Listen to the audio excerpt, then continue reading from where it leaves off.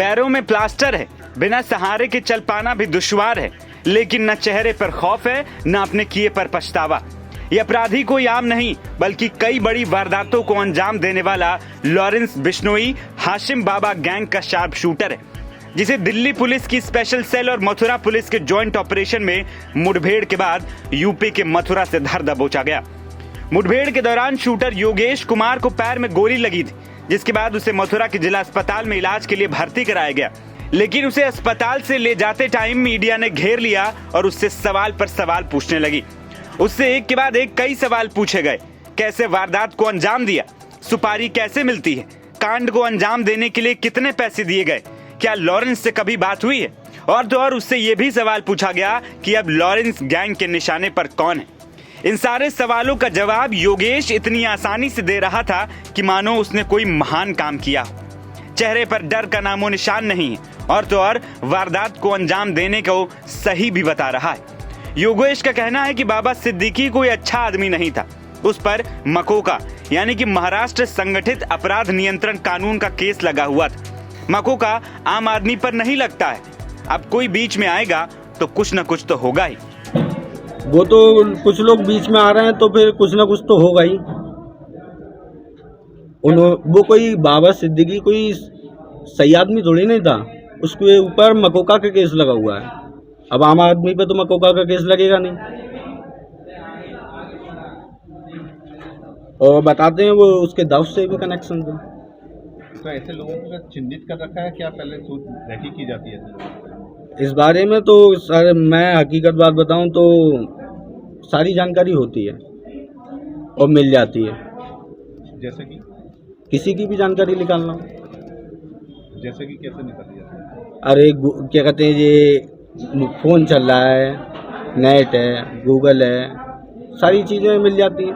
मतलब जिसको निशाना बनाते हो पहले उसके बारे में डिटेल पूरी निकालनी पड़ती है जी। हाँ। क्या पैसे की कोई डिमांड होती है? नहीं, पैसे की कोई बात नहीं। पैसे की डिमांड। तो आगे देखा जाए टारगेट में कौन होगा अगला निशाना? अगला निशाना तो देखो, हम तो जा रहे हैं जेल, अब पता नहीं कौन क्या कर रहा है और कैसा क्या होगा, इस बारे में मुझे जानकारी नहीं है। संपर्क कैसे करते हो? संपर्क कुछ जो दोस्त थे दिल्ली के मेरे, उनके जरिए बात हुई थी, मेरा तो कोई संपर्क था ही नहीं। तो जिस प्रकार से देखा जाए जेल में बंद हो जाता है फिर, लेकिन आपस में संपर्क कैसे कर लेते हो? एक दूसरे के जरिए कोई ना कोई आता जाता रहता है और लोग, गैंग बहुत बड़ी है। गैंग कितने लोग होंगे गैंग में? 100 से ज़्यादा ही होंगे। क्या इंडिया से बाहर भी कनेक्ट? हाँ है।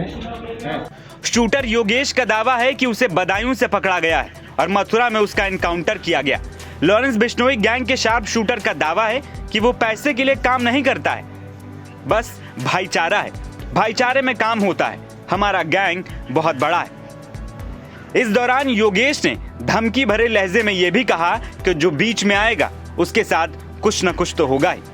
आपको बता दें कि योगेश कुमार पर दिल्ली में जिम संचालक नादिर शाह की जान लेने का आरोप है। गौर करने वाली बात यह है कि योगेश जिस तरीके से बात कर रहा है उससे साफ है कि शार्प शूटरों का ब्रेन वॉश कैसे लॉरेंस बिश्नोई गैंग करता है कि वो किसी को भी मारने और मरने को तैयार रहते हैं। पुलिस कस्टडी और एनकाउंटर में घायल होने के बाद भी इस शूटर के अंदाज को देखकर साफ अंदाजा लगाया जा सकता है। बता दें कि 66 साल के एनसीपी नेता को बीते शनिवार रात मुंबई के बांद्रा इलाके के खैर नगर में उनके विधायक बेटे जीशान सिद्दीकी के कार्यालय के बाहर 3 लोगों ने घेर कर गोली मार दी थी।